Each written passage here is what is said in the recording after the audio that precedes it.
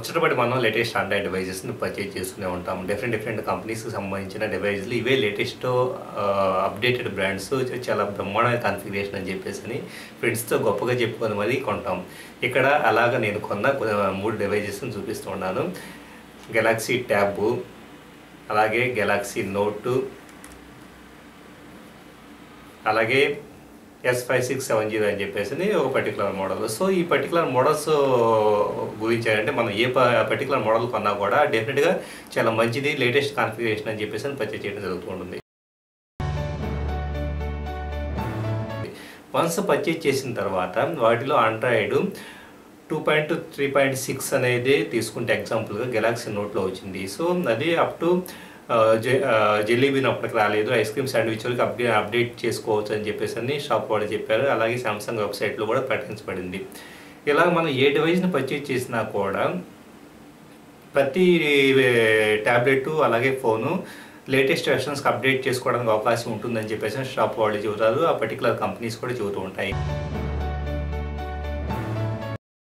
కాకపోతే ప్రాక్టికల్గా చూస్తే కనుక మీరు ఏళ్ల తరబడి వెయిట్ చేసినా కూడా ఆ పర్టికులర్ డివైజెస్ యొక్క లేటెస్ట్ వెర్షన్స్ మీకు అవైలబుల్ కావు. అంటే ఇప్పుడు ఫర్ ఎగ్జాంపుల్ మీరు సామ్సంగ్ గెలాక్సీ నోట్ని తీసుకుంటే కనుక ఇప్పుడు ఈ సామ్సంగ్ గెలాక్సీ నోట్ ఇప్పుడు ఆండ్రాయిడ్ 4.2 అనేది మార్కెట్లో ఉన్నా కూడా ఇది సామ్సంగ్ గెలాక్సీ నోట్ అనేది 2012 ఇయర్లో చాలా హైయెస్ట్ సేల్స్ ప్రపంచవ్యాప్తంగా అమ్ముడుపోయిన ఫోన్ అయి ఉన్నా కూడా సామ్సంగ్ సంస్థ గెలాక్సీ నోట్ 2కు సంబంధించి 4.2 వెర్షన్ రిలీజ్ చేయట్లేదు. అంటే ఇలాగా మనం చూస్తే కనుక ఐఫోన్స్తో కంపేర్ చేస్తే ఆండ్రాయిడ్ ఫోన్స్ విషయంలో ఈ ప్రాబ్లం ఎక్కువగా ఉంటుంది. ఎందుకంటే ఆండ్రాయిడ్ ఫోన్స్ విషయంలో డిఫరెంట్ ఆపరేటర్స్, డిఫరెంట్ మ్యానుఫ్యాక్చరర్స్ ఇలాగా లేటెస్ట్ వెర్షన్స్ని అందించడంలో వైఫల్యం చెందుతూ ఉన్నారు. దీనికి మనం కొన్ని కారణాలు వెతికి పట్టుకోవచ్చు. పర్టికులర్గా చూస్తే శాంసంగో లేకపోతే హెచ్టీసీనో లేకపోతే సోనీనో ఒక బ్రాండ్ని తీసుకుంటే కనుక గూగుల్ సంస్థ ఆండ్రాయిడ్కి ఒక లేటెస్ట్ వెర్షన్ రిలీజ్ చేసిన తర్వాత ఫర్ ఎగ్జాంపుల్ ఆండ్రాయిడ్ 4.2ని తీసుకుందాం.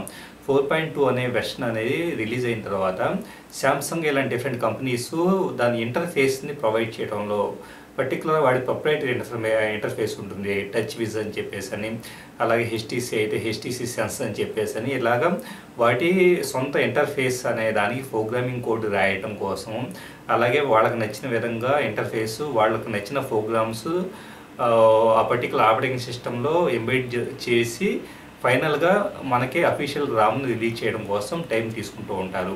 అంటే Google Android latest version release చేసినా కూడా ఏ సామ్సంగ్ కంపెనీనో, ఏ హెచ్టీసీ కంపెనీనో, ఏ సోనీ కంపెనీనో మనల్ని కరుణిస్తే తప్ప మనం ఆ లేటెస్ట్ వెర్షన్స్ని వాడటానికి అఫీషియల్గా వాడటానికి అవకాశం లేదన్నమాట.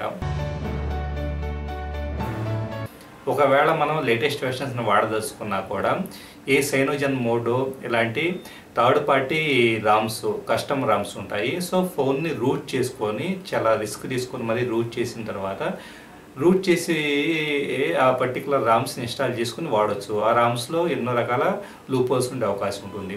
కాబట్టి ఆండ్రాయిడ్ డివైజెస్ని పర్చేజ్ చేసేటప్పుడు ఎప్పుడైనా కానీ అప్గ్రేడబుల్ టు లేటెస్ట్ వెర్షన్ అని చెప్పేసి షాప్ వాళ్ళు చెప్పినా కానీ సింపుల్గా స్మైల్ ఇచ్చేసి మనం రావడం తప్పించి వేరే మార్గం లేదు. ఎందుకంటే మనం కొన్న డివైజ్లు అవి అప్గ్రేడ్ అవుతాయో లేదో, ఎప్పటికి అప్గ్రేడ్ అవుతాయో కూడా చెప్పలేము. ఇప్పుడు ఫర్ ఎగ్జాంపుల్ 5670 అనే డివైజ్ని తీసుకుంటే ఇది వచ్చేటప్పటికి 2.3.4తో వచ్చింది. సో దీన్ని ఐస్ క్రీమ్ శాండ్విచ్ అంటే ఆండ్రాయిడ్ 4.0 వరకు అప్డేట్ చేసుకోవచ్చు అని చెప్పారు కొనేటప్పుడు, కానీ దీనికి అప్డేట్ అనేది ఇప్పటివరకు రాలేదు. ఇకపోతే ఐఫోన్ని తీసుకుంటే కనుక ఐఫోన్ అనేది ఇలాగా మ్యానుఫ్యాక్చర్స్ స్థాయిలో ఎలాంటి లింకింగ్ లేకపోవడం వలన డైరెక్ట్గా యాపిల్ కంపెనీనే మ్యానుఫ్యాక్చర్ చేయడం వలన డెఫినెట్గా ఒక అప్డేట్ అనేది లేటెస్ట్ వెర్షన్ వైస్ వస్తే కనుక అది ప్రపంచవ్యాప్తంగా ఉన్న అన్ని డివైజెస్కి అప్డేట్ అవుతూ ఉంటుంది. కాబట్టి ఆండ్రాయిడ్ డివైజెస్లో మనం పర్చేజ్ చేసేటప్పుడు మాత్రం సాఫ్ట్వేర్ అప్డేట్ ఎంతవరకు స్కోప్ ఉంది, డెఫినెట్గా ఇస్తారా లేదా అన్నది మనం ఆలోచించాల్సి ఉంటుంది. Thank you very much for watching this video. ఈ వీడియో కనుక మీరు నచ్చిన మీ ఫ్రెండ్స్ కూడా షేర్ చేయగలరు. ఇలాంటి మరీ టెక్నికల్ వీడియోస్ కోసం కంప్యూటర్.co.in అనే వెబ్సైట్ని యూజ్ చేయగలరు.